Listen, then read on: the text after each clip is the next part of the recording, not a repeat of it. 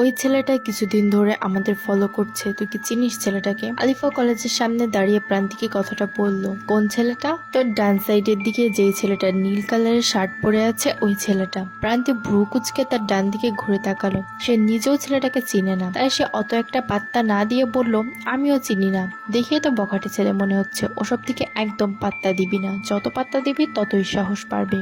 ঠিক বলেছিস, আর একটু পরেই ক্লাস শুরু হবে, চল ভিতরে যাই। দুজনে কলেজের ভিতরে চলে গেল। ক্লাসরুমে বসে দুজনে কথা বলছিল। ঠিক ওই সময় প্রান্তির বাড়ি থেকে কল আসে। প্রান্তি ফোনে কথা বলতে বলতে তার মুখে চিন্তার ছাপ ফুটে উঠল। প্রান্তির মা বেশ অসুস্থ, যার জন্য প্রান্তিকে কিছুদিনের জন্য বাড়ি যেতে হবে।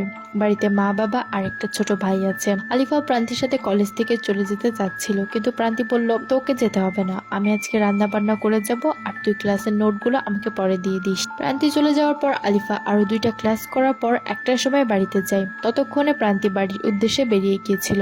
আলিফা প্রতিদিনের মতো নিজের সব কাজ শেষ করে আসরের পরে বাড়ি থেকে বের হয় প্রাইভেট পড়ানোর জন্য। তার মুখ বাদ দিয়ে শরীরের কোনো অংশই দেখা যাচ্ছে না। কালকের মতো আজকেও মেঘমেঘ করছে আর হালকা হালকা বাতাস বইছে। আলিফা যে বাড়িতে থাকে সেখানকার বাড়িগুলো একটু দূরে দূরে, আর যেখানে সে প্রাইভেট পড়াতে যায় সেই রাস্তাটাও বেশ নির্জন। রাস্তার দুপাশে বড় বড় গাছপালা আর মাঝখান দিয়ে রাস্তা। আলিফা বেশ সাহসী, না হলে এরকম নির্জন রাস্তায় একা একটা মেয়ে আসার সাহস করে না। আলিফার লতা আর লিমাকে পড়ানো শেষ হলে সে বের হয়ে যায় বাড়ির উদ্দেশ্যে।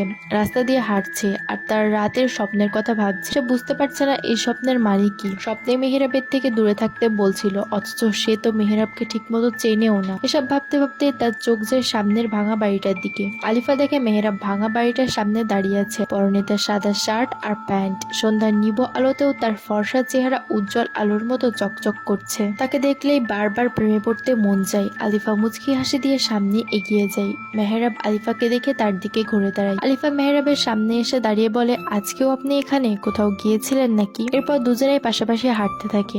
না, তোমার জন্য অপেক্ষা করছিলাম। আমার জন্য? কিন্তু কেন? একা একটা মেয়ে ভরা সন্ধ্যায় এরকম রাস্তা দিয়ে যাওয়া ঠিক না, তাই আপনার জন্য চলে আসলাম। তাতে আপনার কি? আচ্ছা, আপনার কি সাদা কালার পছন্দ? আসলে আপনাকে 2 দিনই সাদা কালার পরতে দেখেছি, তাই জিজ্ঞাসা করলাম।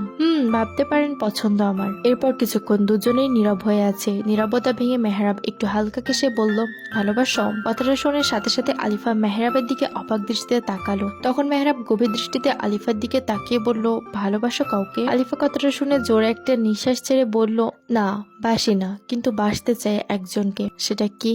আচ্ছা, গল্পটা কি কন্টিনিউ করব নাকি বাদ দিব? তো আপনারাই বলেন কি করব।